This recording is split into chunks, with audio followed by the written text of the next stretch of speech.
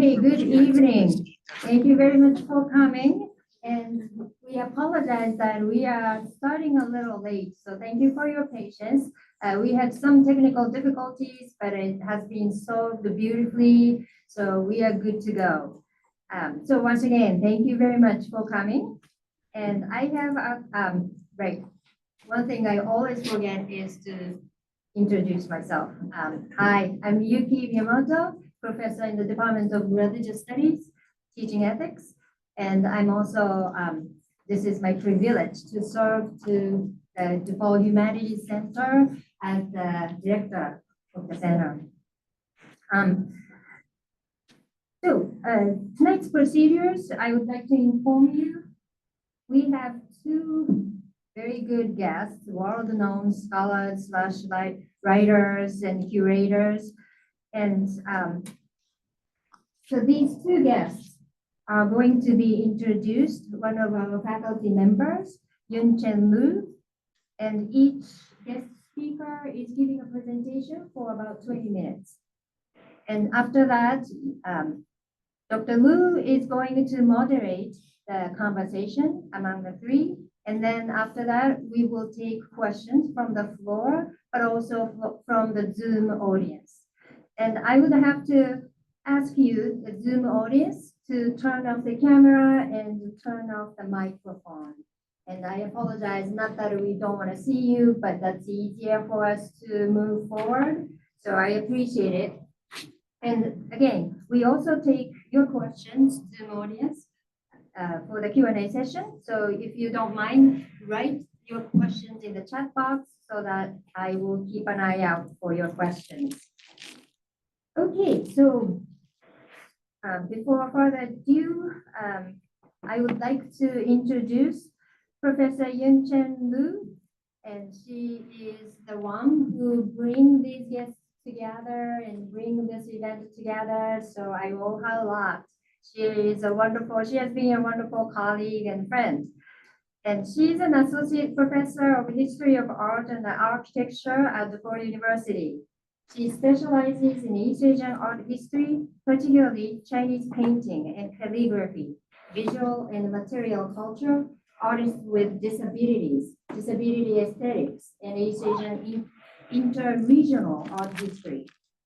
Our current research project investigates the relationship between artists with disabilities and the trend of artistic eccentricity in 18th century Yun-chen and the development of disability art and aesthetics in pre-modern China.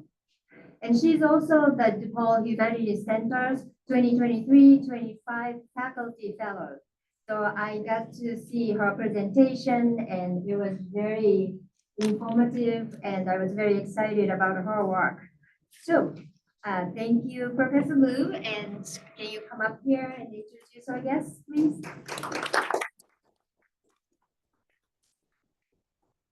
Thank you, Yuki, for the introduction. Hi, everyone. It is my great pleasure today to introduce you our two guest speakers. First is Jason Waite.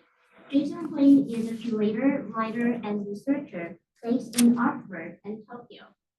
He is part of the collective Don't Follow the Wind, who have curated a long-term project inside the radioactive Fukushima exclusion zone in Japan. Waite has curated exhibitions at Plain Tokyo, Paris, Art in General, New York, and the Pasco Art Institute, Utrecht, where he was curator. He holds a PhD in contemporary art history and theory from the University of Oxford, an MA in art and politics from Goldsmiths, London, and was selected to participate in the Women Museum Independent Study Program. He is editor of Art Review Oxford and a postdoctoral fellow in the art at the Helsinki European Institute for Advanced Studies, University of Helsinki. Our next speaker is Serubiri Moses. Serubiri Moses is a Ugandan writer and curator based in New York City. He currently serves as faculty in art history at Hunter College. City University of New York, and the visiting faculty at the Center for Curatorial Studies, Bard College. Previously, he held teaching positions at New York University and the New Center for Research and Practice in Germany and the US, Dark Study in the US, and Digital Earth Fellowship in the Netherlands. As a curator, he has organized exhibitions at museums, including MoMA, PS1, New York, Krupp Institute for Contemporary Art, Berlin, and the Hassel Museum, Bard College, New York. He served on the editorial team of Egret Journal. So let's first welcome our first speaker, Jason Waite.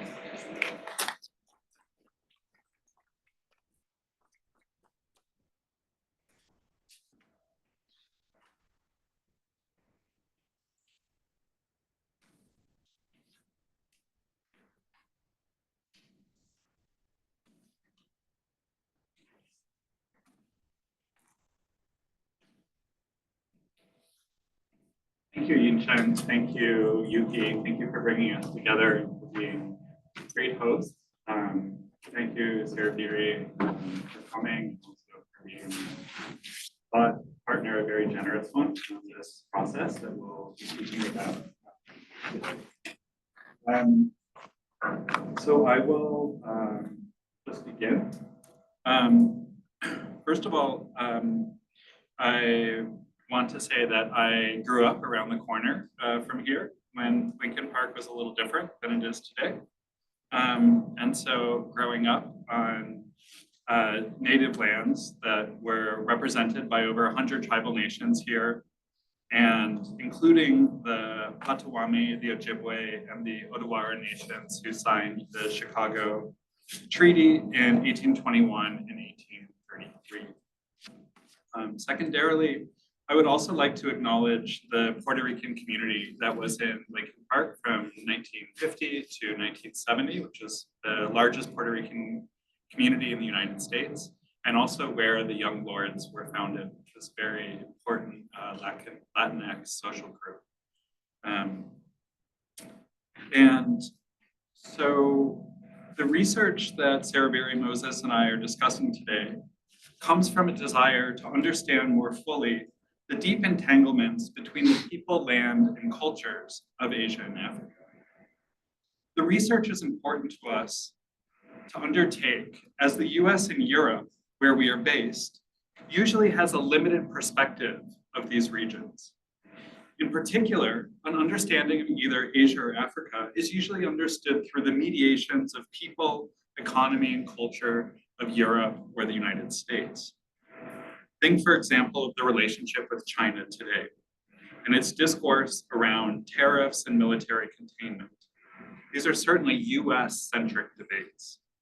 Even framing histories such as the Opium Wars between the UK and China, the US colonization of the Philippines, or the colonization of post-war Japan, and even the history and contemporary repercussions of the large-scale transatlantic economy of chattel slavery and human trafficking.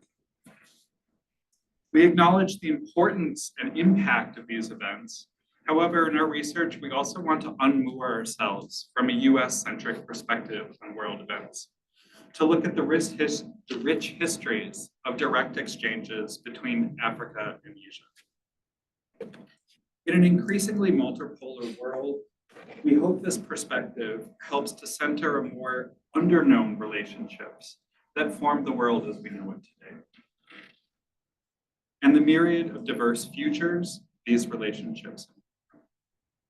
Additionally, at this moment in time politically in the US, with the largely single-dimensional representation of migrants, even while the US is a settler country that itself is largely composed of immigrants, we hope our project can color the diverse experiences of those peoples and regions.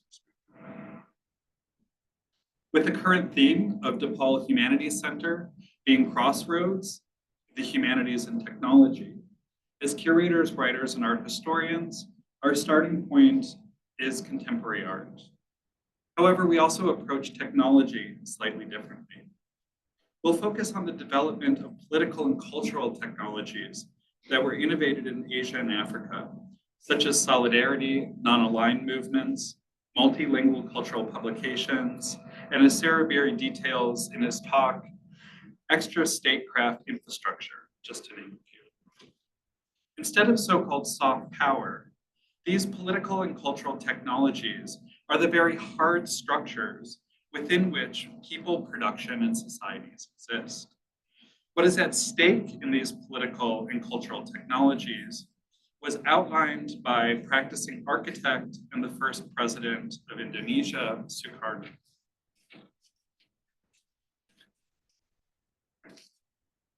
And this is his quote, I'll read. This 20th century has been a period of terrific dynamism. Perhaps the last 50 years have seen more developments and more material progress than the previous 500 years. Humans have learned to control many of the scourges which once threatened them. They have learned to consume distance. They have learned to project their voice and their picture across oceans and continents. They have probed deep into the secrets of nature and learned how to make the desert bloom and plants of the earth increase their bounty. They have learned how to release the immense forces locked in the smallest particles of matter. But has humans' political skill marched hand in hand with his technical and scientific skill? Humans can chain lightning to their command. Can they control the society in which they live? The answer is no. The political skill of humans have been far outstripped by the technical skill, and what they have made, they cannot be sure of controlling.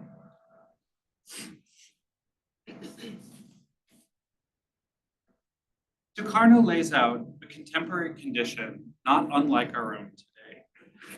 The development of advanced weapons, technologies to connect, such as TV, social media, but also a lack of social political systems to grapple with their large-scale impact, whether that be through regulation or even the advancement of paradigm shifts beyond our present neoliberal capitalist framework.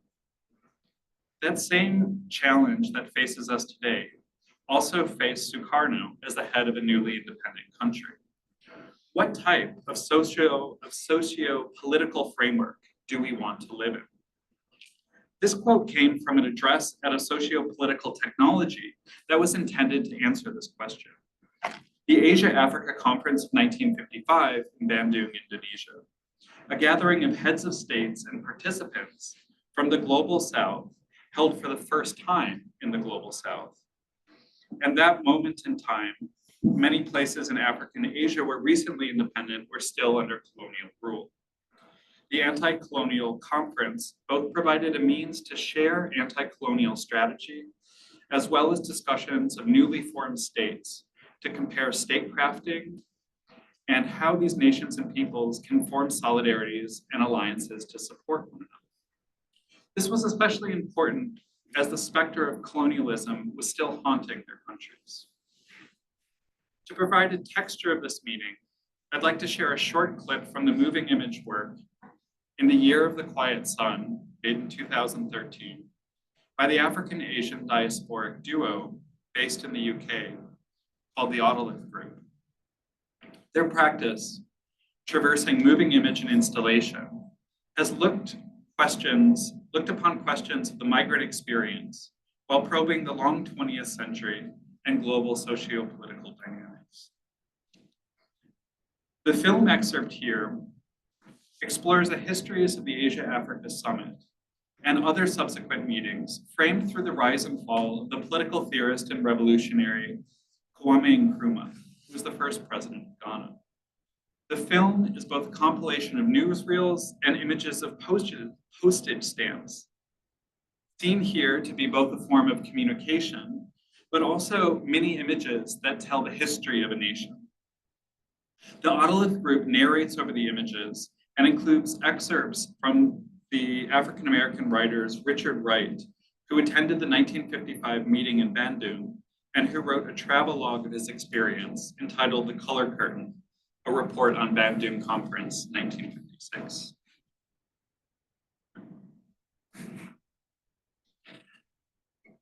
This is an image of Richard Wright's book.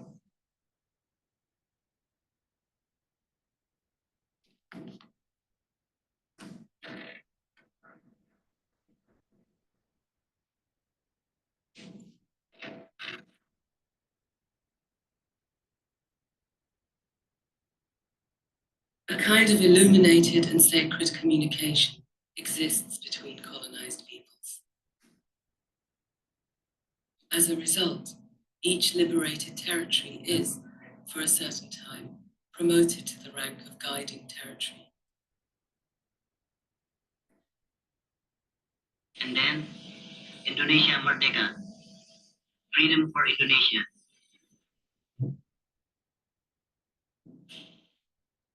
The liberation of the new peoples is felt by the other oppressed countries as an invitation, an encouragement, and a promise.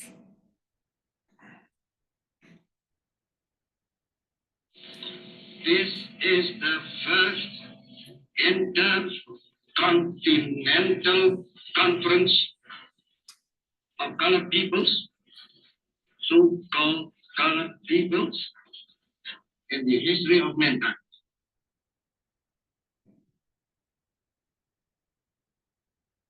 It is the evening after the second day of the conference. Richard Wright answers the knock at his door.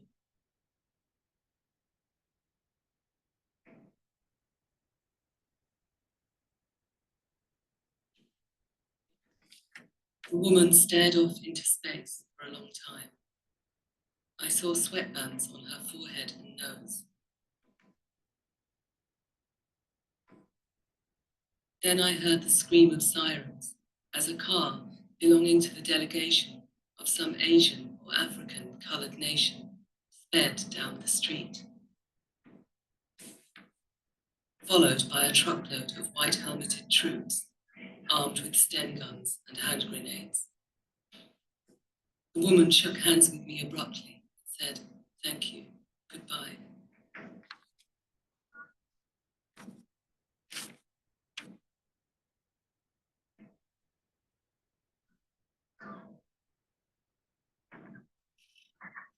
You are watching the scene, which may well be historic. And take December 1958. The place, Accra, Ghana. The occasion, the rallying of people from a whole continent to discuss what may become a new USA, a United States of Africa.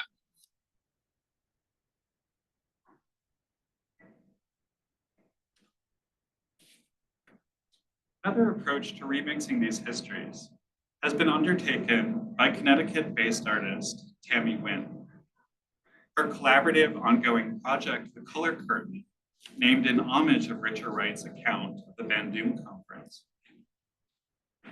The project consists of a series of dinners and artist books that investigate and celebrate African-American solidarity, both historically and in the present day. This is an image of the first color book project that has a series of artists, including herself, that made contributions. And then this is the dinner, I believe in Houston, that was held around or Washington, DC, sorry, that was held around the project. And there's been 3 iterations of the project so far, and it's ongoing.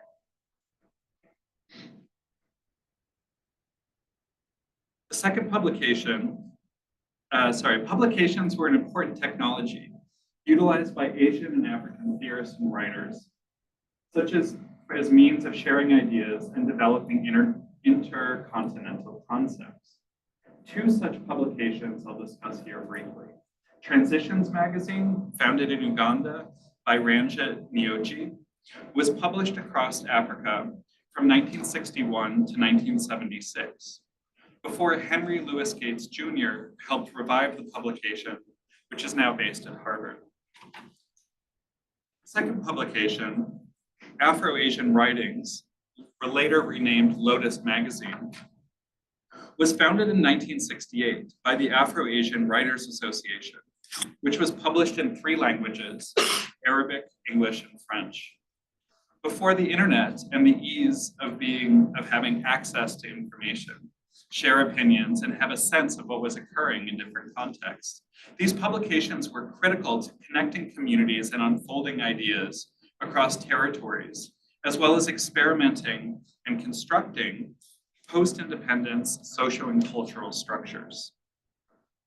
The final work I'd like to address today is by the South African artist Francois Knudse. Through his multi-sided Dome, 2018 to 2019, the project's composed of 4 films set in Kinshasa, Shenzhen, New York, and Dakar. Knudse draws on early African cinema, as well as Afrofuturism, to look through the cycles of the hardware production.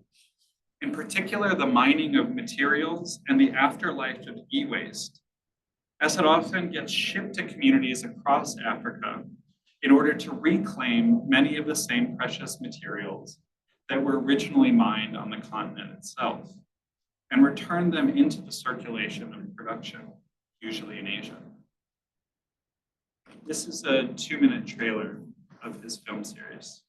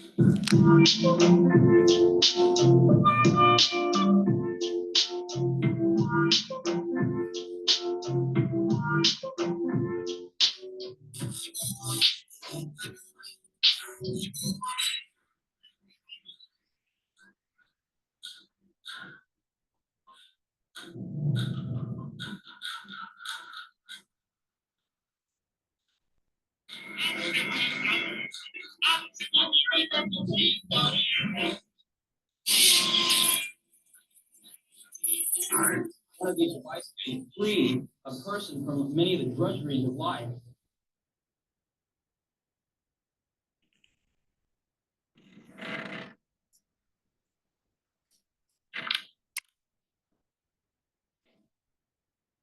Across the film, Knudse thinks about the lives of materials, as well as the locations they traverse, thinking through the problematics of both production, but also the huge amount of waste contemporary society produces. Knudse weaves this waste into costumes and installations like the one seen here in an installation at the Seoul Media City Biennial in South Korea. Knudse thinks how materiality can not only have new uses, but can also provide visions for how cultures can work in the present conditions of capitalism, and how we might be able to work, and how they might be able to work in the future with the detritus of this present order. In conclusion, the presentation is sought to follow some of the many threads in the complex tapestry of political and environmental technologies that bridge Asia and Africa, as seen through the lens of contemporary art. By moving beyond the confines of a US-centric narrative, it's work to highlight the rich interwoven histories and innovative practices from the anti-colonial fervor of Bandung to the creative reimagining found in film, publications, and installation art that continue to shape our global socio-political landscape. This exploration demonstrates that art is not merely a reflection of historic events, but an active participant in redefining cultural exchange and political solidarity. Through the works like Autolith Group's Moving Image Project, Tammy Nguyen's Collaborative Endeavors, and Francois Knudse's Material Narratives, we witness how artistic practices serve as robust political and cultural technologies. They provide a framework for communities to assert their identities, challenge dominant paradigms, and envision alternative futures in an era marked both by technological prowess and unresolved social-political questions.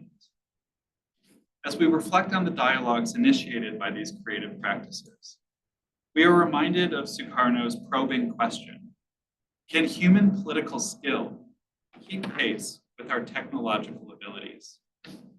Today, this question resonates more than ever.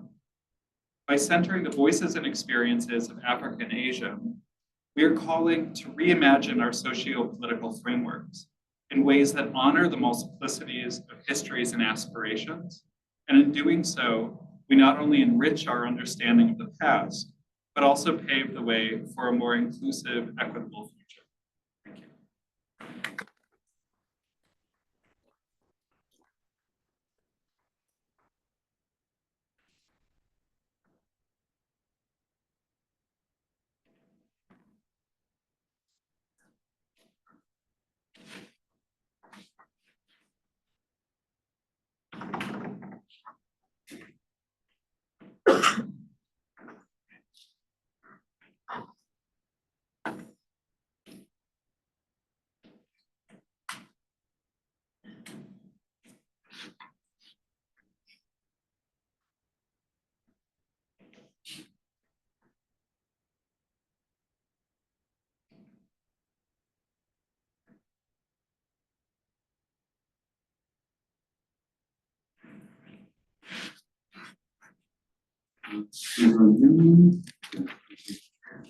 Thank you for being here. I'm really honored to be in town. I will give a kind of personal anecdote. I originally from Uganda, and I met Jason in 2015 in Dakar, Senegal, where Jason was organizing what they call the Arts Collaboration. And so, you know, it's been an honor to be a friend. Be welcome in your hometown.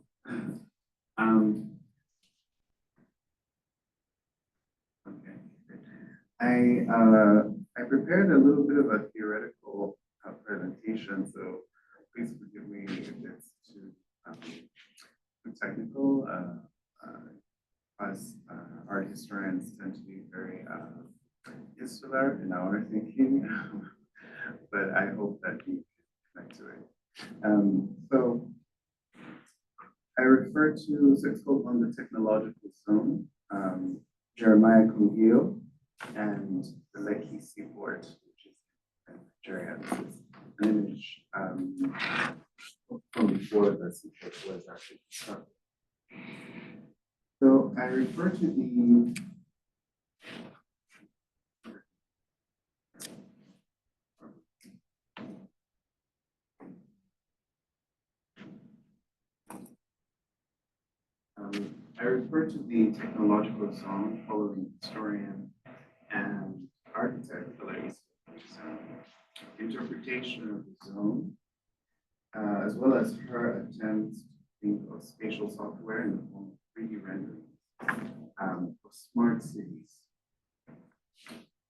The zone as a trade system is described by Easterlin as centuries old and a global addiction. My interest, the zone's 3D rendering contributes to its utopian vision and acts as a leveling or standardizing tool. As Easterlin notes, the appearance of free trade zones in developing countries takes place through a standardization of the zone as a sphere of commerce. Its aesthetic is of some importance, if not of primary importance to artists who studied, including Nigerian Jeremiah Kungio. And if you look at this image produced from his series, you can see here a billboard that shows sort of 3D rendering of Lekki Port.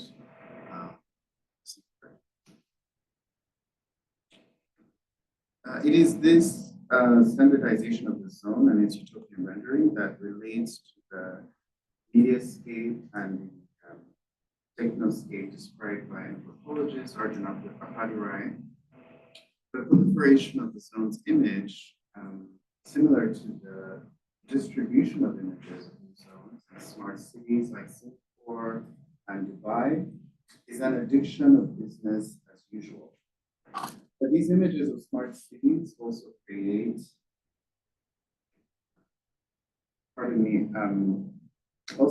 the false impression of utopic centers, which in reality are sites of contestation. Eco-Atlantic in Lagos, Nigeria, built offshore and on reclaimed land, one of the free trade zones constructed through Chinese construction. Companies and China-Africa trade agreements is a good example. A report shows that these evidence of the pleasure dome of the Nigerian power elite, and that's why Eco-Atlantic City. In Appadurai's conception of the mediascape and the technoscape, which is the global or transnational flow of media and technology across borders and territories, he highlights the strange phenomenon where reality and fiction is blurred. I view this as an indication of the utopian image generated in 3D rendering of smart cities like Eco-Atlantic. I'll show you. I think I have a couple here. So this is a 3D rendering of Waite Port 2022, and I think this is the 3D rendering of Lagos, Nigeria. This is Eco-Atlantic 2023. You can see it's a kind of ghost town, as it were. And this is a rendering of what Eco-Atlantic looked like when it's finished. So the stark contrast with the reality in drone images that reveal a ghost town after years of construction. This one. What might be considered reality in the marketplace of global finance and venture capital does not accurately map onto Eco-Atlantic as it stands today, where it remains an arguably fictional entity. The lines between the realistic and the fictional landscapes they see are blurred. The more likely they are to construct imagined worlds, which are chimerical, aesthetic, even fantastic objects. And this concept of imagined worlds based on these fictional landscapes, they apply to Eco-Atlantic or to the Lekki Seaport in Lagos. One of the concerns of this paper is the Lekki Seaport's affiliation with China-Africa initiatives, like the Belt and Road Initiative, while our project Africa Asia, co-initiated with curator Jason Waite, aims at studying how earlier mid-century Afro-Asian diplomacy and economic alignment resonates with today's art. And neither sentimental nor naive about the harsh effects of transnational initiatives on the poor majority in developing countries, including Nigeria. To what extent, therefore, can artists imagine or depict the reality of these new smart cities without falling into the trap described by Appadurai as consisting of the blurring of reality and fiction? And can art mediate this larger diplomacy issue in the Belt and Road Initiative? I'll just show you, I guess, what, yeah, I'll just continue. In my reading of Jeremiah Kungio's project on Lekki Port, a seaport developed by Chinese and Singaporean construction companies in Lagos, Nigeria, starting in 2020 and completed in 2022.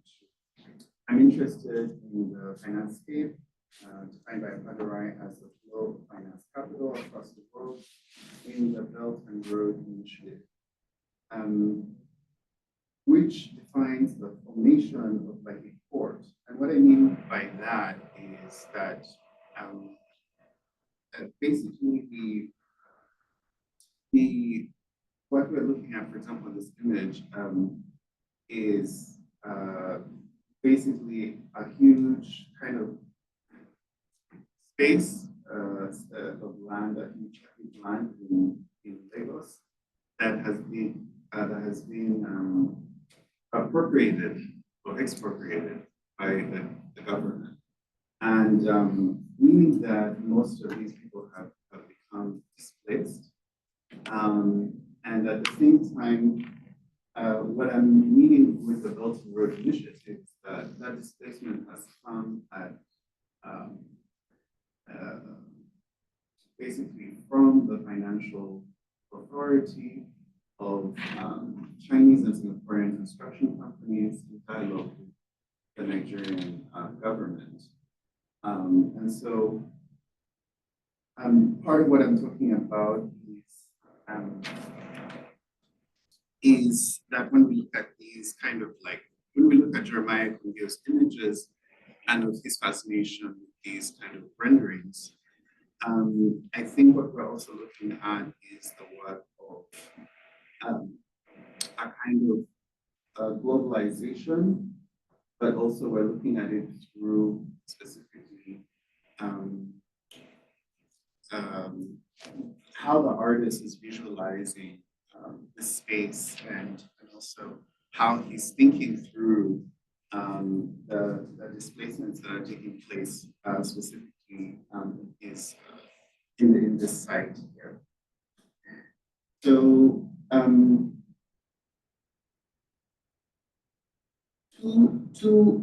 two images by Jeremiah Kungio from a series of photographs of Lekki Port taken in 2019, some taken via a flying drone like this one, depicts a huge billboard that displays a 3D model, right? So this is the image I was talking about, which I provide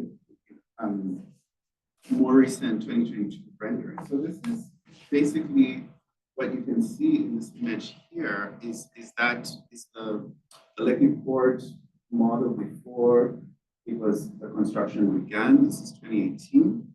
And what you have today, what you had in 2022 is another rendering, right? This is before Lekki Port is open, right? And so it's this idea that these 3D renderings are produced again and again. And of course, this is not the Lekki Port as it is, as what it looks like today. But apparently it has these photographs do not show any activity, but rather display what appears to me as an empty landscape. So my interpretation of this is that Kungio provides us with a tabula rasa, perhaps echoing his own position towards Lagos State's land expropriation. Lekki sits east of Lagos, and Lekki Seaport is even further outside the main center of Lagos. Lekki, which has a 40-mile radius, is framed by the Lagos Lagoon, a body of water on one side, and the Lekki Lagoon, another body of water on the other side. Lekki's shoreline meets the Atlantic Ocean. In this regard, it is an ideal location for a seaport, being just outside of the main center and yet proximate to large and small water channels. So I'll just show you that this rendering is actually doesn't really show us Lekki, because Lekki is actually a kind of like it looks almost like an island off the coast of. It looks a little bit like an island. It's not an island specifically, but here you can see in this rendering just what Lagos looks like, right? It's basically on the shore. A shoreline, and also it is facing the Atlantic Ocean, right? And I think one of the really important things that I have to sort of emphasize here is that proximity to the Atlantic Ocean is one of the main things which makes Lagos viable for this kind of exploitation, the building of seaport, because the seaport is supposed to be a kind of channel where goods and services coming from around the world can sort of enter into Lagos, and a lot of market exchange can take place there, right? So Easterling writes about Lekki Seaport as a modern zone in contrast to early modern and medieval zones. Her writing suggests that the zone has not always been the world's global urban fiction. In recent times, the zone has turned from a fenced-off enclave for warehousing and manufacturing to a world city template. This world city template is the one that arguably is the blueprint for the port. She continues, quote, free ports have handled global trade for centuries, but the mid-20th century development of the export processing zone as a more formalized economic and administrative instrument marks the beginning of the modern zone. With persuasive arguments about nation building and free trade, the United Nations and the World Bank noted that this is as a tool that developing countries should use to enter the global market.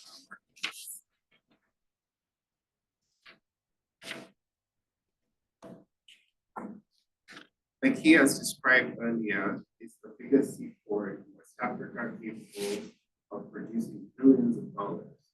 Yet, if we follow carefully the arguments presented above concerning templates, which are produced all around the world, and their proliferation on a global scale, exactly, it becomes clear that the Lekki Zone is not merely a neutral project representing the peaceful and diplomatic get-together between China and Nigeria, as a rehashing of historical ties, including Banjul, that Jason mentioned earlier. Rather, Lekki Zone is indicative of punishing structural adjustment programs introduced in the 1980s during the oil crisis that Jeremiah Kungil argues broke ground and led the path to the formation of the free trade zones in Lagos. So this study does not aim to center an analysis of structural adjustments or neoliberal programs.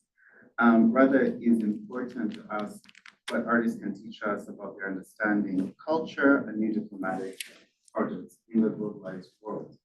Our project, Africa-Asia, proposes to consider the many issues that have shaped an understanding of the transnational relations between Asia and Africa in the 20th century through the work of visual artists. These visual artists radically reimagine the objects, technology, and various media which cross borders, and to this reader reveal a radical rearticulation of these materials. The creativity that comes out of material curiosity produces very different kinds of meaning than the Belt and Road Initiative does. Art historian John Key writes about this radical rearticulation in her book, Geometries of Afro-Asia, when discussing the work of Zimbabwean artist Moffat Takadiwa that repurposes old computer boards, reshaping them into brilliant tapestries. She argues that Takadiwa's work is part of an Africa-China or an Afro-China genre that, quote, presumes commonality without demanding uniformity. So since I've talked a lot about the Belt and Road Initiative, I think I might show you some. These are more renderings of Eco-Atlantic as well. But I want to, again, more renderings of Eco-Atlantic, and you can see how it looks a lot like Dubai or any kind of seafront smart city around the world. Singapore, perhaps. And I think the emphasis there is also on the different corporations that could occupy in a place like this. Also the idea of what kind of markets can be produced. So, and those markets will probably look similar in different sort of smart cities. But I wanted to show you this image of Xi Jinping and Bola Tinubu at the China-Africa Summit 2024.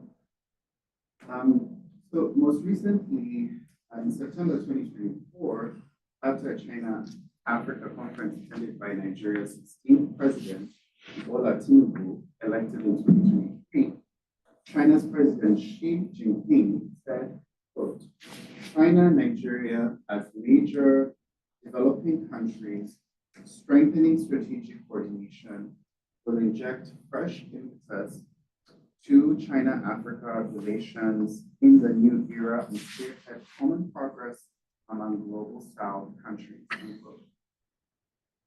Firstly, we must point out the curious leveling here of China and Nigeria as both developing countries. Since when was China considered a developing country to the same extent as Nigeria? Right? And then the specific project buttressing this common progress among global South countries, meaning China is also a global South country, that is cited at the end of the Reuters report is the Belt and Road Initiative. So the Belt and Road Initiative is being framed as a global South initiative, right? Does that make sense? The idea that global South initiatives are about South-South relations, and therefore it's about countries working in the global South, cooperating together, right? So one of the things that I'm hoping to share here is that what we see in Lekki Zone is a manifestation of this Belt and Road Initiative in a very different way. The Lekki Zone is coming out of the Lagos State's expropriation of land and also their investment in a seaport, right? And so it is the Nigerian government's effort, right, at creating $1 billion, or $300 billion, as they say, initiative. But at the same time, it is also about Chinese investment in Nigeria, right? And this image or the conference itself emphasizes these relations between China and Nigeria from the perspective of economic development.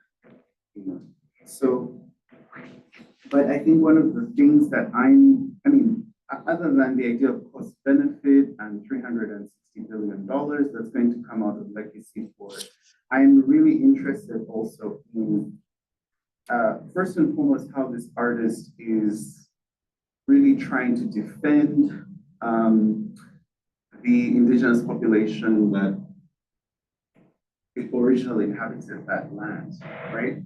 So that artist is trying to defend not only the fact that this land is one that is being sort of taken away forcefully, but he's also trying to defend the indigenous people who have lived on this land and who traditionally have ruled over it.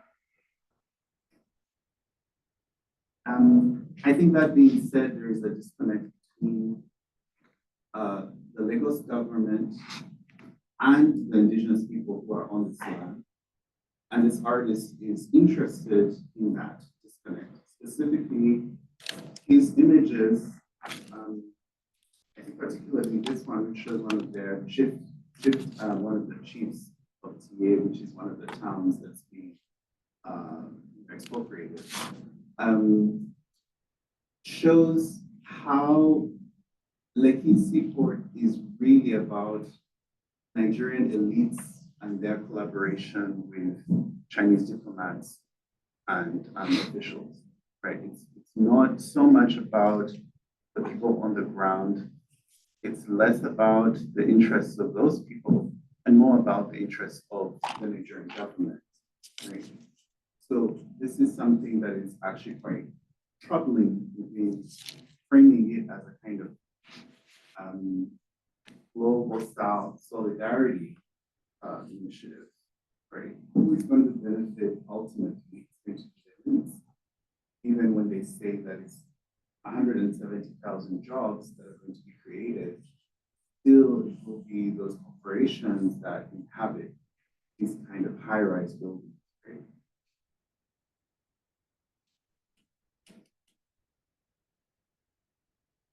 So I have way more to share, but I don't think I have enough time.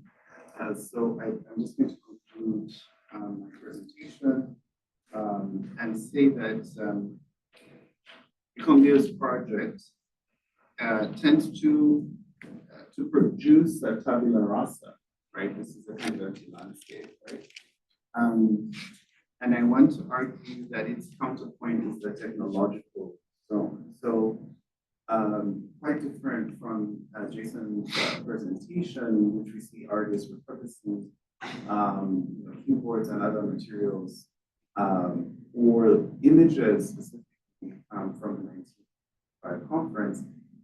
This artist is looking at what is actually the empty space in which things are going to be built and constructed, right? So he's kind of looking at that emptiness as a counterpoint to a high-tech zone. And I think one of the issues that he's interested in is the lack of design collaboration with indigenous communities. Again, this is really a concerning issue and one that has led to a lot of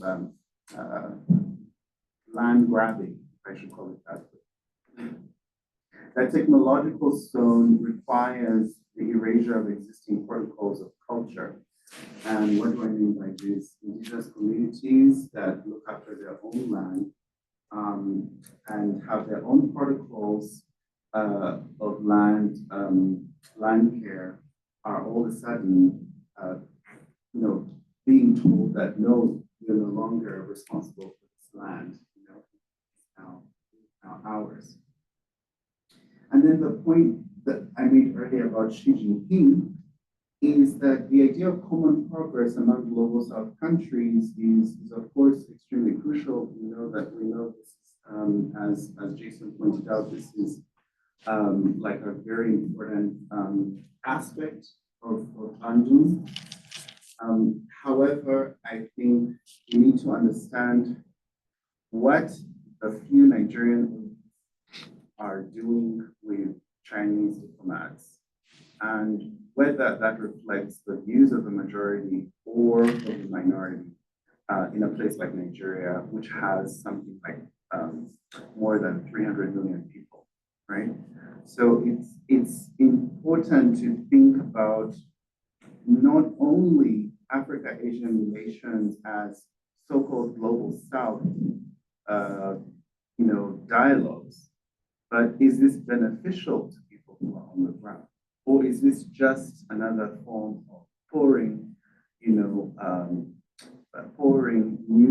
3D renderings and creating smart and high-tech cities that are in any case going to be sealed off and many people won't be able to access them, right? And so this level of inequality, I think, is scary. Aspirational. Yeah, so thank you very much.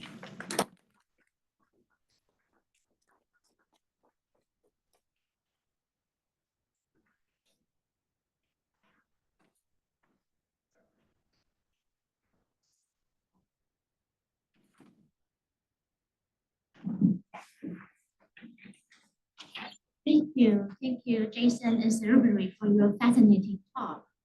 Since this event falls under this year the Post-Humanity Center theme of humanities and technology, and we saw from Serubiri, we learned from them about how contemporary artists use their art to respond to controversial political and environmental issues.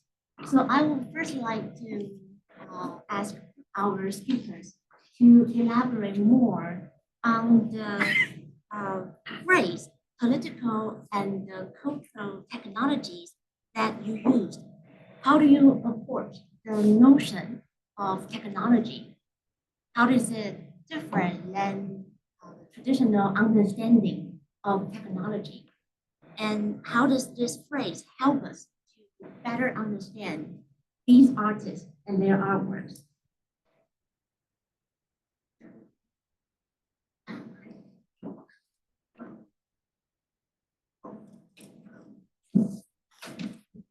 Oh, it's on. Yes, great, it's on. So I think technology for me is something that I'm seeing through the idea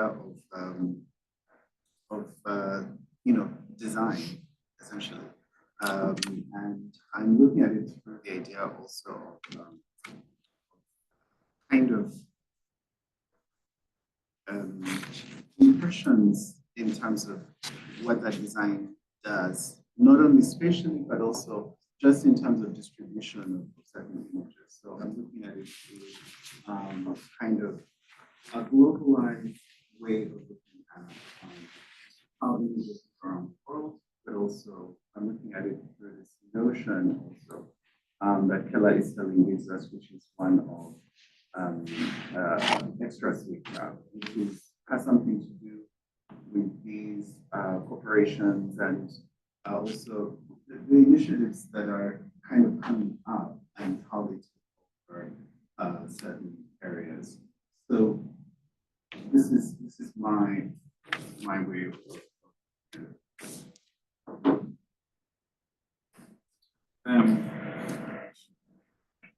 Thanks for the question. I guess there's a point of how we usually understand maybe technology when we speak about art. Technology is something around being hardware, and then seeing art through the lens of soft power, let's say, right? So like both of these are means to an end. So technology in one way is kind of communication device, and art in the other hand is like a form of critique, perhaps most generously.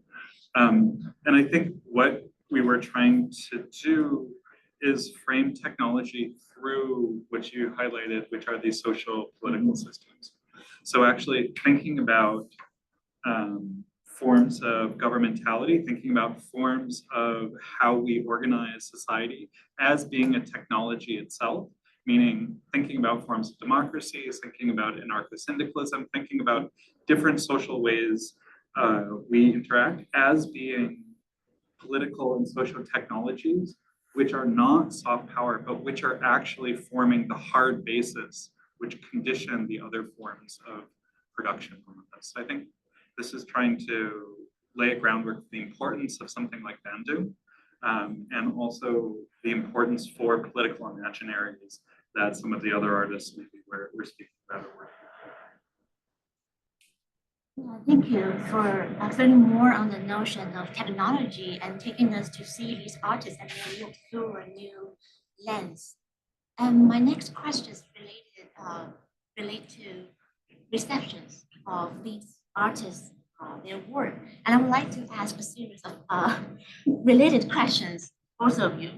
So Serubiri, you discussed how Jeremiah Ikongio used his digital images and the video to express his concerns about trade agreements between China and Nigeria.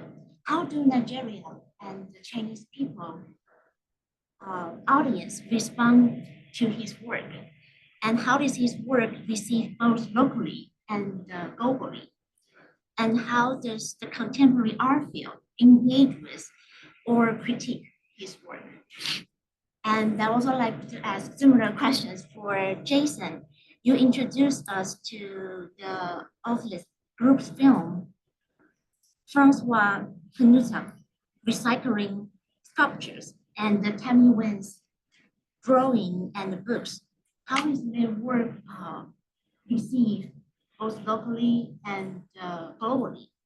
And how does the contemporary art field respond to their work?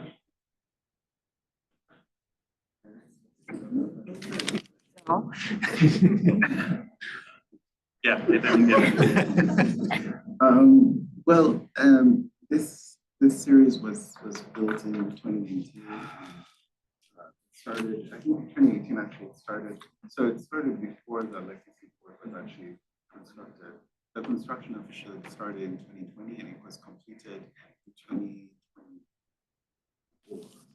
And so there is a kind of like delay, shall I say, because it started the project really when it was kind of needed, meaning that when these disputes were happening around, In terms of how it's perceived in Nigeria, of course, it can be perceived as sabotaging the legal state, and it can be seen as sabotaging Nigerian interests.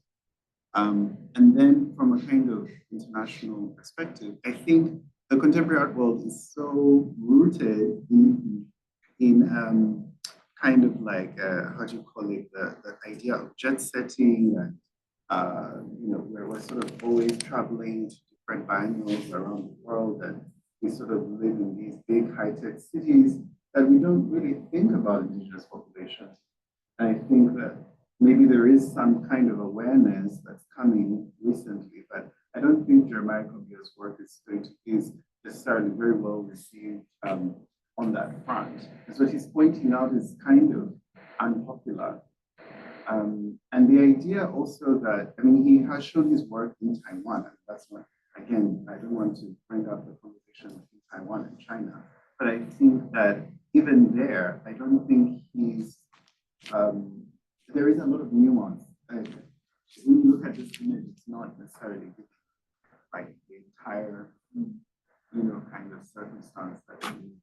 But I think his work, I don't think that the reception of his work is very enthusiastic, but precisely because he's critiquing on both sides. I guess the reception of Olive group work and Tammy's work and Francois' work is slightly different depending on context, but they all do, I think, fit more or less comfortably into this kind of art world dynamic that Serubiri was outlining. And maybe I guess I'm kind of I'm curious on Serubiri's perspective on also the relationship between these talks and practices that we both chose to focus on, knowing kind of what we were doing, but I think seeing it play out, it almost looks like these promises and potentials of 55, and then the really difficult realities that play out. For example, in Nigeria, I'm curious how you kind of see these two moments. Yeah, I mean, I think I'm not very negative, honestly. I'm just, I'm not negative. I just think that people like to say global South, and they like to say South, and it's like it's empty, when people say South, and then you're saying China and Nigeria, and this is two completely different realities. China is a world player, right? Nigeria is on a smaller scale, and how dare you assume that they can sit on the same table and make similar decisions economically? So I think this is like part of what the art world is not interested in really when talking about ideas of global South, just how the inequality, whether it's about from a financial economic standpoint or from a resource standpoint, even in other ways. So Jeremiah's work just kind of really speaks to that perspective, that idea that we can't take for granted that there is a global South. We need to sort of be more attentive to who is being discussed in terms of the global South, and what exactly are the relations. But I think to your point, Jason, I think the Autolith group are extremely celebrated as Black British artists because they talk about the global South without specifically engaging some of these kind of more difficult questions. And meaning that they kind of speak about the global South from a distance, living in the UK, and talking a lot about, again, this idea of either a Pan-African perspective or an Africa-Asia perspective, but in some ways not directly kind of implicated, right, in current politics. or everyday sort of circumstances of what's happening actually in the global south today. And I think this is a position that is one of privilege. I mean, if you can talk about the country that potentially you were born in, like, you know, members of the Ottoman group were born in Ghana and I think also in India, but from a point of view where you don't have to engage the hardcore realities of what's the current political situation is, I think this is privilege. It's sort of like a privileged position to be in. But yeah, sorry, I hope I answered this. I went on a bit of a tangent. It's interesting to me that you mentioned Jeremiah Lee's work shown in Taiwan, and you mentioned you try to connect the relationship between Taiwan and China.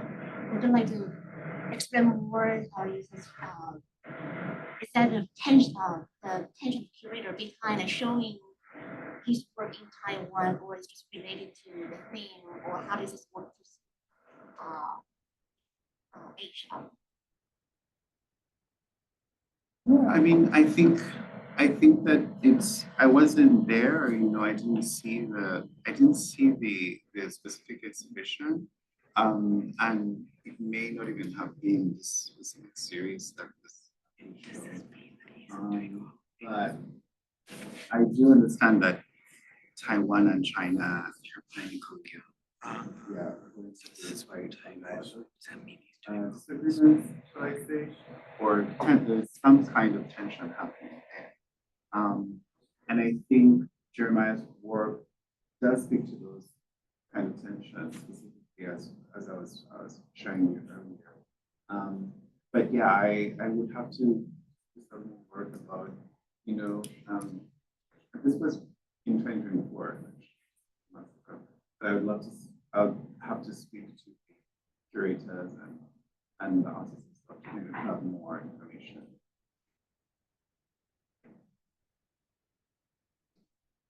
Yeah, the reason why I asked it is because you're dealing with artists and art that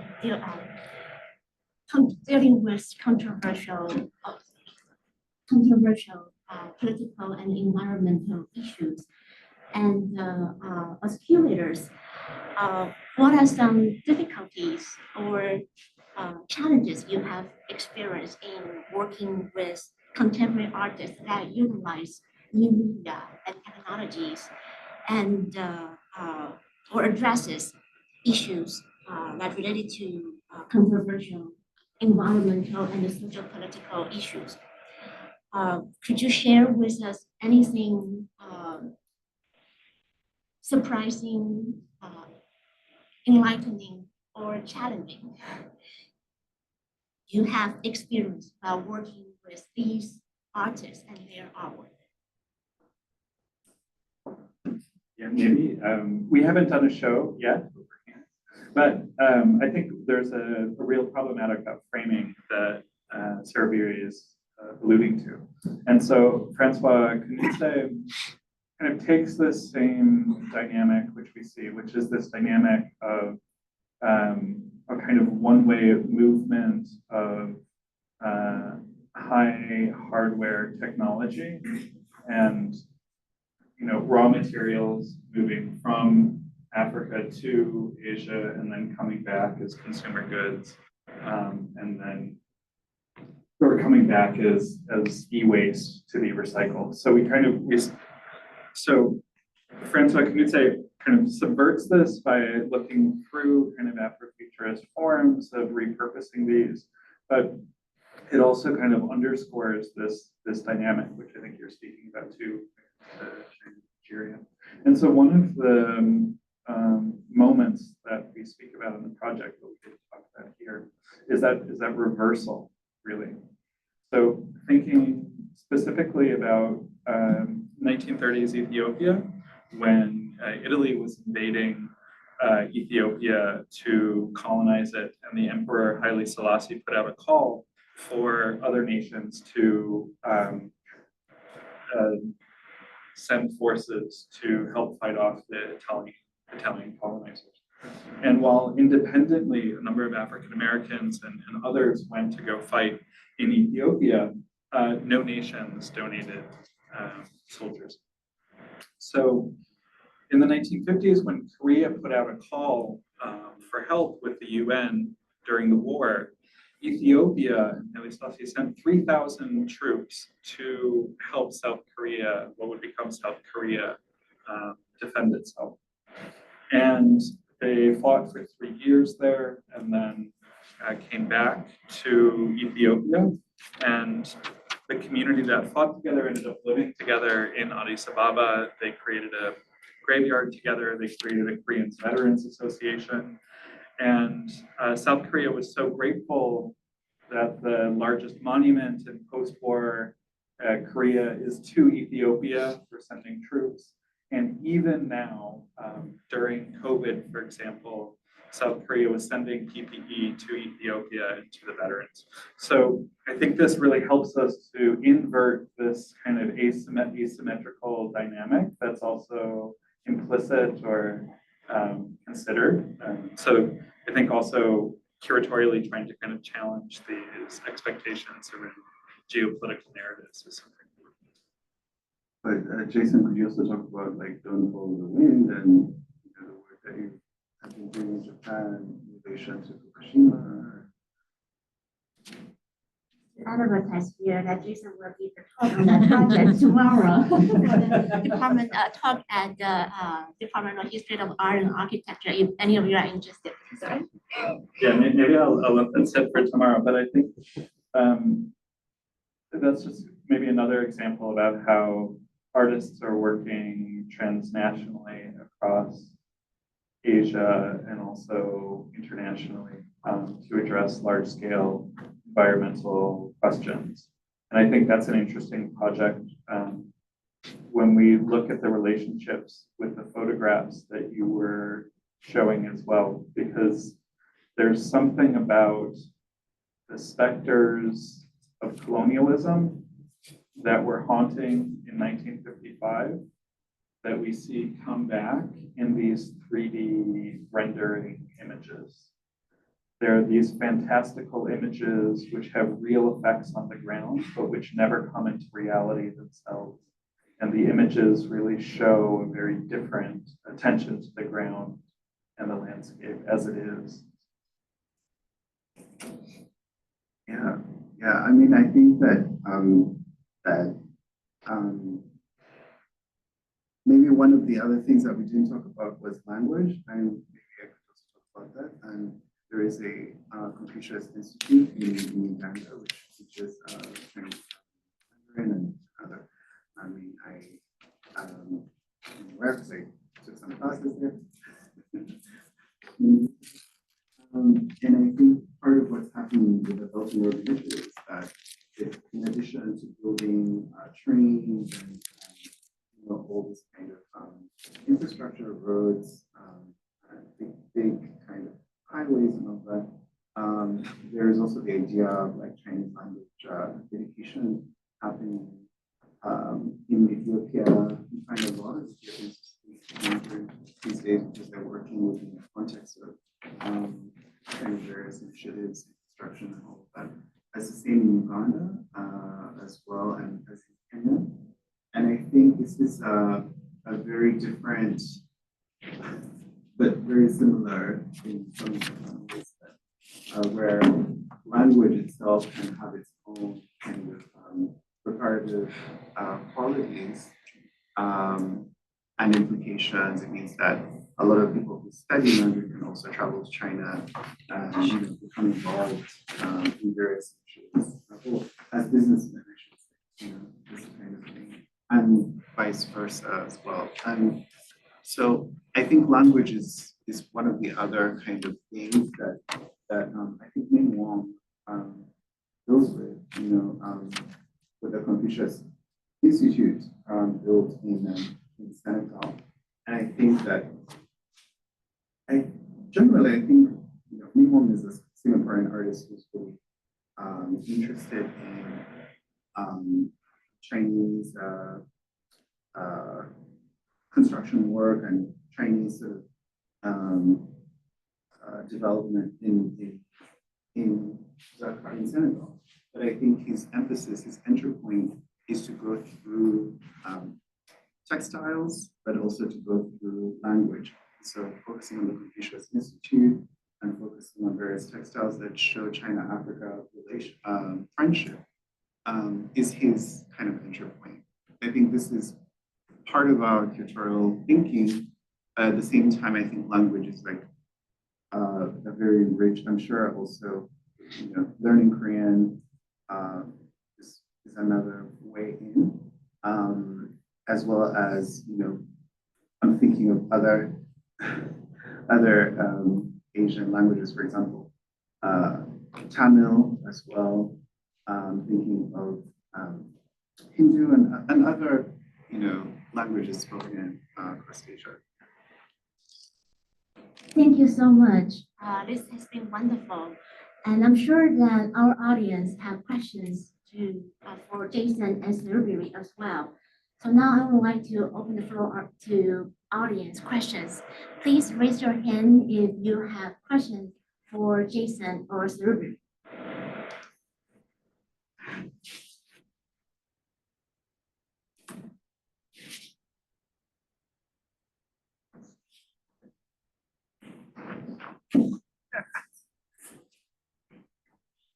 The microphone. I'm not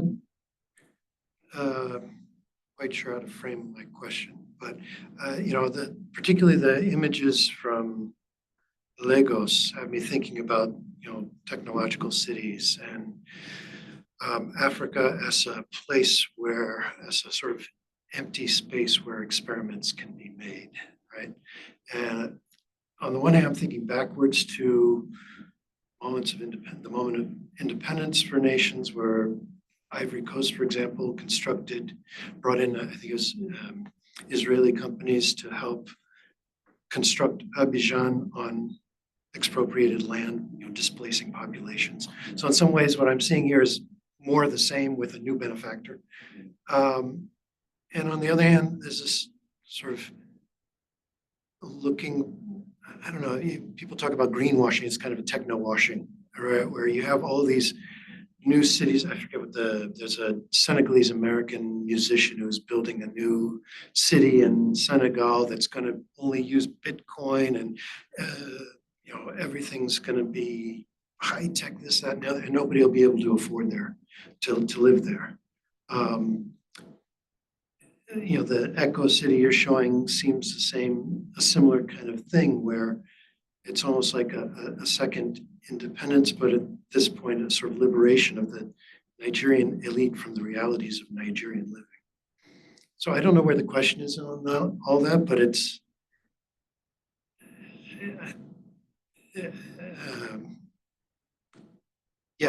it's a comment, I guess. I'm not sure where the question is, but if I'm, and I'm not sure, from what you're saying, it sounds like China is sort of the new neo-colonial funder of this second experience. Yeah, thanks for your comment. I think maybe what I should also clarify is that I think that, I'm not entirely, a pessimist, thinking about, China through a lens that is somewhat, should I say, challenging its abilities or challenging even its right to engage with various African states. I think that there are many benefits that have come along with China's involvement with these various African countries. I don't think, honestly. But in terms of an analysis of sort of ongoing forms of, should I call them, sort of oppressive measures, that are being implemented, I think that Jeremiah Cornelius is very clear that this is an expansion of like World Bank tactics.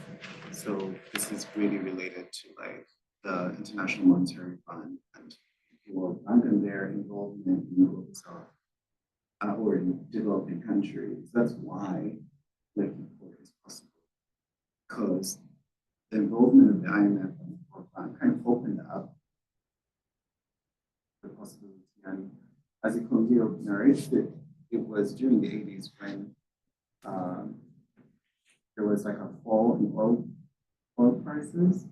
So Nigeria suffered from an economic crisis as a result, and that's allowed room for taking out loans from World Bank and IMF, and then that has just kind of has continued. So I don't think that in this regard that China is the old man out. Like I think that it's all very related, very connected, and yeah, I don't know, Jason.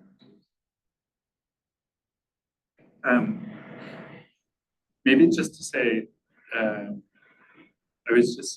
really appreciated how your presentation mixed the artist images with these found images of the imaginations of courts. And I think maybe because this is a curatorial art historical, you take a double take looking at these images, like are they from an artist or where are they from? And I was thinking kind of art historically, whether we could frame these images as what artist Hito Steyer, this Japanese-German artist based in Berlin, calls mean images. And by mean images, she talks in an article about kind of AI-influenced, AI-generated images that on one hand, they're ultimately average, meaning they work through a mean they work through a learning set, and what they come out with is the ultimate average of all of these images. And on the other hand, by mean, she intends kind of evil to some degree or nefarious. And I think it's really nice how you kind of put together these potential mean images with the works, and trying to frame these imaginaries as mean images too can be helpful when we see these omnipresent.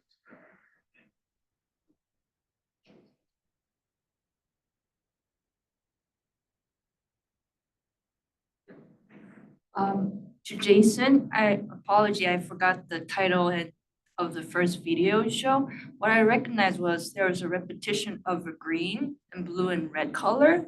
I was wondering if there was any meaning into it with those three repetition of the color in that video. Yeah, it's a good question. I'm not sure. I would presume perhaps the Ghanaian flag, the independent Ghanaian flag, represents those colors, and the grounding of the film is kind of Ghana and Nkrumah. We kind of jump in midway through as these games and move back to Ghana. Do you have any other guesses? Yeah. Yeah, it's another question, right? Go ahead, answer. Oh yeah, okay. No, I was just gonna go on a bigger diatribe. Maybe I can ask a question. Okay. Hi, I'm Laura Akina. I'm a professor in the art school. I've taught all day, so let's see if I can keep this coherent. I'm seeing these components of like the art market and the artists and theory and global politics and how all of these things are circulating and how there's a different expectations that people have. And I'm an artist, so I'm thinking from the perspective as an artist. I should also mention I'm Okinawan diaspora, and I do a lot of things transnationally, and then I comment on things on Okinawa. So when you're talking about that sort of privilege of being in the UK, and I run into those tensions, and I'm talking to artists on the ground there, they have a different perspective. And so in our community, we're always vetting that out. But I'm seeing also the similarity in the way that publications circulate. You still need those, even though you can find things online. So I'm seeing those kind of similarities. I did have a question in there, but but I'm just saying the parts that I'm trying to, from a very different area and trying to apply it how I might see it. And transnational usually sounds like a good thing, but the way that it's framed today, I'm like, it's giving me a little pause. Maybe the decolonial things we think we're doing actually may be causing more harm in the way that it's circulating and what it's supporting. Here's the question. Way back at the beginning, Jason, you were mentioning about some of the things that we might not think as technology. And I caught you were saying something about dual language or multiple language publications, but there was several things you mentioned. It was kind of in passing. Do you remember what that was? Because they were things that could be like liberatory models that weren't just like what we think of as tech.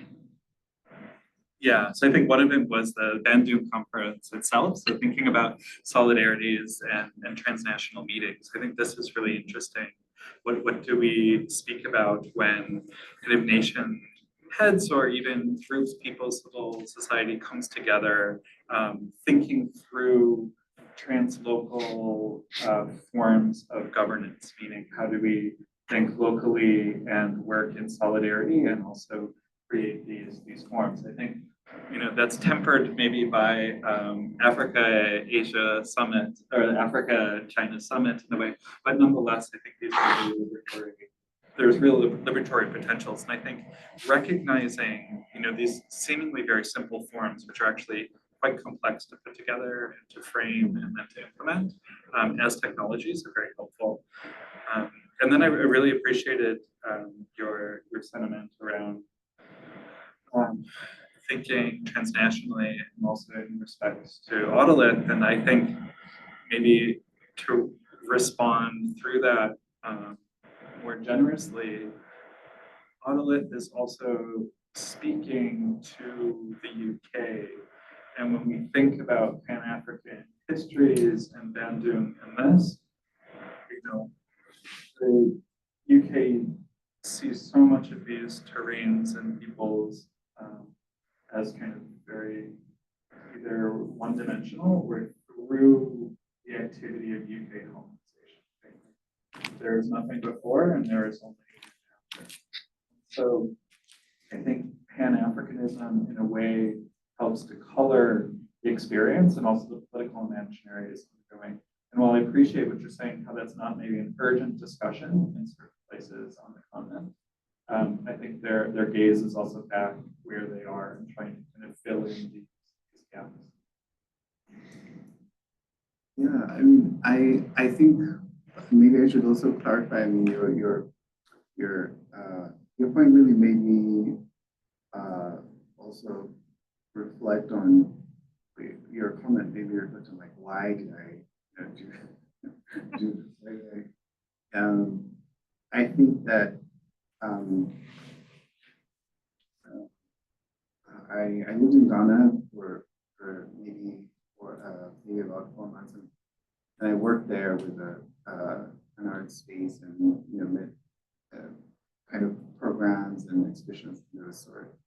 And one of the things that I learned in Ghana was that one of the most famous artists in that country was making work out of jute sacks, which are these sort of sacks that they put cocoa beans and to export them, to chocolate people, Nestle and people like that. Right?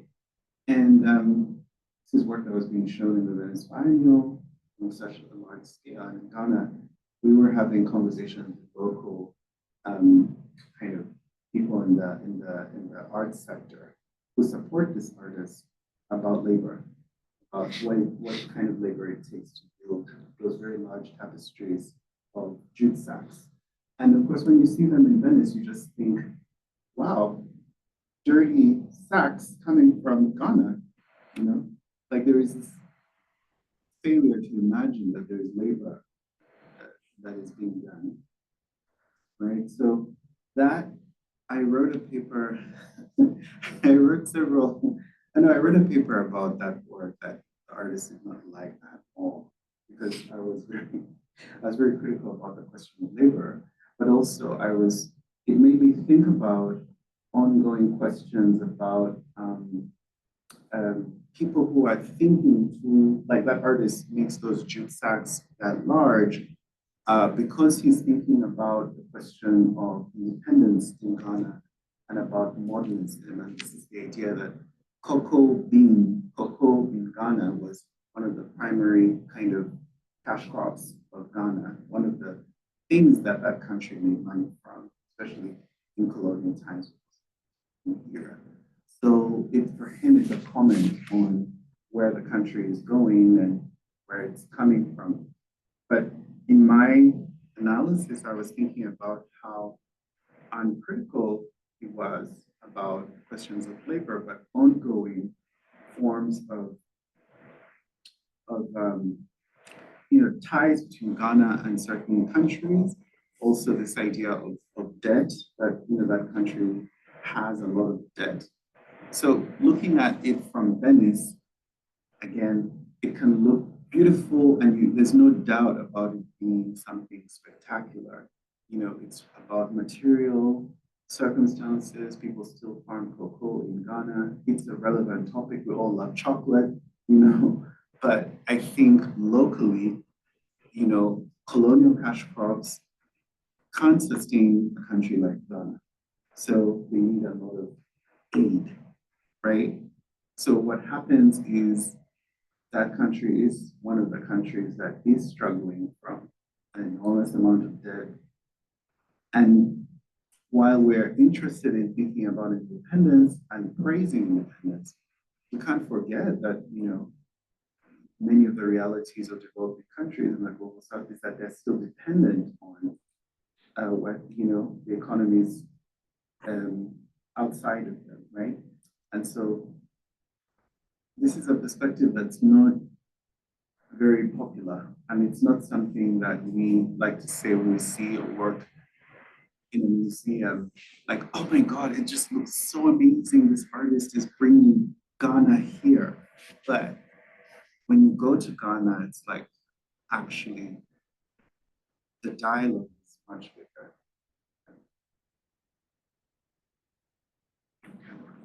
So this is going to be the last question. Thank you. Is that right? You have to sit in this row if you're gonna ask a question. No, so- no, I know. I can't tell if it's on or not. It is on. Okay, so I wanted to ask about, to go back to what you talked about in terms of forms of governmentality as technology itself. Because it seems like I would like to kind of go back to what those technologies are. And it seems as though if I were to think through my own discipline, which is not the art, I would think about technologies of financial flows, of the acceleration of circulation of goods, information flows, and a kind of acceleration on the capitalization of death and destruction. And death is art. And so when you're looking at those immersive models, there's a kind of emptying out of life. I mean, when you look back at the old images of plans, you'd see at least some people walking around, right? But there's nothing. It's almost like this fascistic, armored, opaque, three-dimensional thing of death. And when you were talking about how no one can afford it, I was also thinking about, not to go back to the US, but Elon Musk and the ways in which everyone thinks of it as contradictory, that he's simply going in as this Silicon Valley and trying to rearrange the entire state to operate quixotically as a market would, but at a massive scale and with no way of thinking about anything but labor and so on. So I was just wondering, I don't know Ekongyo's work, so when I went onto his site, the thing that I noticed was movement. There were things flashing, or I didn't get that from here, but I thought, there's, and to some degree, what you've been talking about is just a simple idea of fetishization, that it hides labor and it obscures the relations of its production. But this is something actually quite different. It's like the aestheticization of fetishization in a way. So I wanted to, when you're thinking about China and the way it flows in the Belt and Road Initiative. One of the main reasons it went into Africa was after the 2008 financial crisis, when it had liquidity and the rest of the world did not, because the state owns the means of capital investment. So it bought up all kinds of land for agricultural purposes, factory purposes, and so on. So I guess you know, I wanted to see where, if we're talking about flows, where the movement is within these aesthetics or within your critique. And last is just because I was also thinking about the Belt, the road part, which has steamed through and annihilated the Uyghurs, the Kazakhs, the Pakistanis. I mean, and now when you look at that actual Belt part, it's exactly the same route that the East African slave trade went, you know, which was into the Arabian Peninsula and then out to India and China. So, oh, thank you. So now I wanted, this is just a selfish question, was if you know about Fu Muziki, which is a group based out of Kinshasa. And I think the music is movement. I mean, they have an amazing performance where they make all of their instruments on site from all the garbage they collect. And then as soon as they have their concerts and play, which is absolutely fantastic, they leave it and they go to the next village and find more garbage.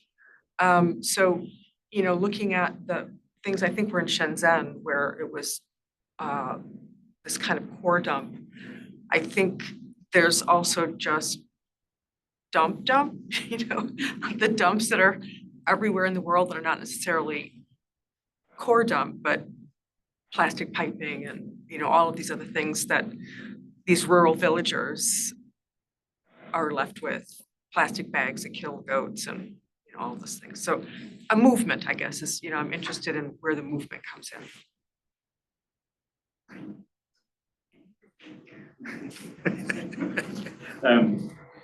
Thanks for the great question. And I think it also kind of builds on the previous question, which I want to expand on too. And this is thinking about the deliberative sites and actually, you know, thinking about the Belt and Road Initiative as a result of deliberative processes, right? So these are deliberative technologies that are putting in place and that therefore have impact. And I think artists are working in very different ways on creating these more liberatory forms. And two examples, perhaps one, Jonas Stahl, who's a Dutch artist, and he's worked on creating summits. So one very interesting one is bringing together rebel groups that are also so-called terrorist groups in various places and having these summits. So what does it mean to all of a sudden legitimize, you know, rebel groups in these kind of UN forums? But moreover, how are we thinking through actually reproducing some of these forums, but not state-based forums, rather extra state-based forums or anti-state-based forums? And then secondarily, creating what is a kind of parliamentary structure for the Kurdish people in Kurdish Iraq. So kind of the largest ethnic group without a state in the world. What does it mean to imagine and create a building, one that does not have a center, but rather people are around because there's one individual center. So working through also the architecture of these discussions. And then finally, Rungrupa, which is Indonesian-based collective, and they curated most recently Documenta, which is a big quadrennial exhibition in Germany, and they kind of worked through different Indonesian deliberative processes that also include, it's called lumbung, and this includes kind of hanging out. So what does it mean to spend time together, unstructured time together? What does it mean to have long deliberative processes? What does it mean to do this through different languages? And ultimately, they created an environment over 100 days, which was vastly transformative for everybody involved. So what does it mean to bring these deliberative technologies into practice, and how do they then have repercussions across don't think I can top that. That's serious. I mean, I think maybe what I can add to what Jason has said is that I think one of the things we're paying attention to is the movement, of course. The core down piece, Francois is very, very interesting because of that. But I think maybe I think we're really interested in how materials. I think this is like one of the main sides of our project is really, really interested in that. And in some ways, I was thinking more of how images are moving, how created and transformed, etc. But at the same time, I think there is a lot of movement of material circulating. That is a little bit, when artists work with that material, I think sometimes their point of view actually creates really interesting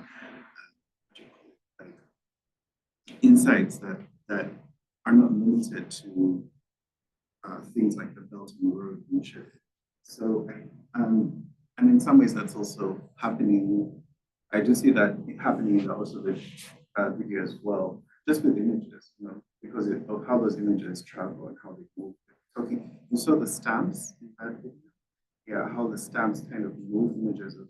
And I think they work very well with that. That has a very strong, those images carry a lot of meaning with them. They carry something. When artists encounter them and work with them, there is something that's happening that's not limited to a state or sort of like para-state organization or something that's for diplomacy. I think they are going beyond some of those specific structures. But I also just kind of want to talk a little, emphasize this question of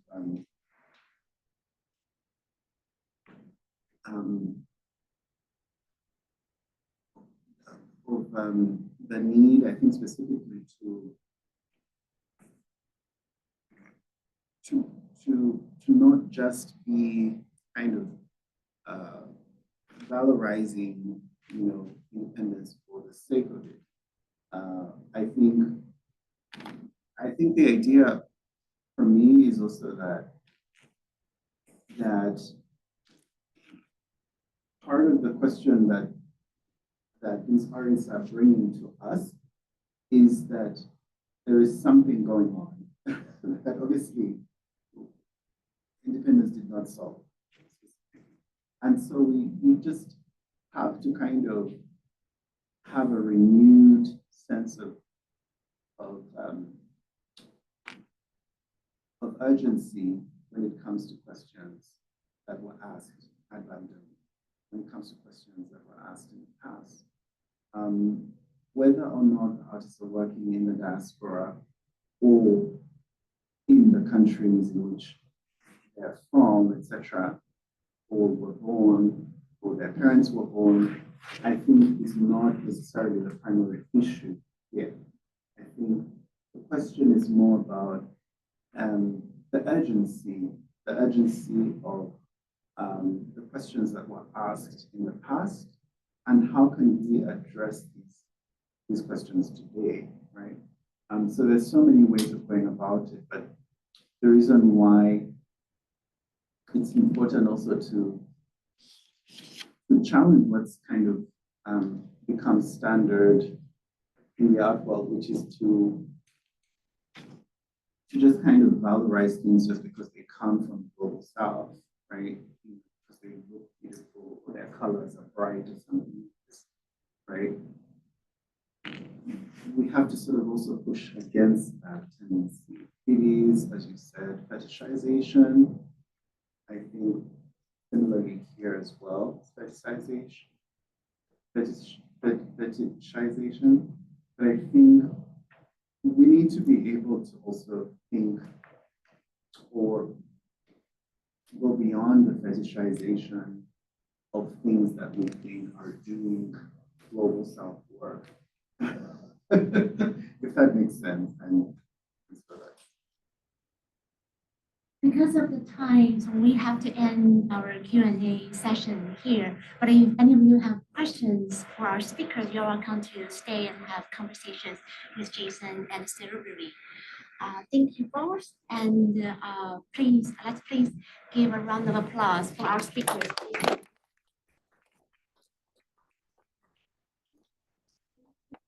So much, Jason and Serubiri and Yun-chen. Thank you for the great questions to draw out important issues. Yeah, I was also struck by this image that it seems not empty. It's got grasses and stone and everything, but we tend to think that this is empty space. We have to fill up with materials, and materials overflow and become waste and become one of those pieces later. So it seems like nicely put together Serubiri's work and Jason's work. So it was very informative and lots to offer to think about. Thank you so much. Before concluding, I would like to make a couple of announcements, and thank you for staying. In April, the DePaul Humanities Center is having a film screening on April 9th at the Gene Siskel Center. The film is about, the film title is I Am a Comedian, and featuring this Japanese comedian currently living in New York. And so for this film screening, we are having this comedian from New York and the film director from Japan, and we are having a panel. And especially, kind of a dire situation like this, it is important to think about what the political satire means, what the laughter means, what the comedy means, what can we do? Can comedy be a form of resistance? So those are the issues we would like to think through. So hopefully you can make it. And we have other events coming up a little bit more in the spring quarter. So please check out our website. And great. And also there is food that back there. So please enjoy. We don't want to waste the food. So please enjoy the food before you leave. Lastly, I would like to extend my gratitude to videographer Annie and student assistant Taylor and Dr. Anna Clissold, and she's associate director of the Humanities Center, but as everyone knows, she runs the center. So thank you all, and thank you very much for coming.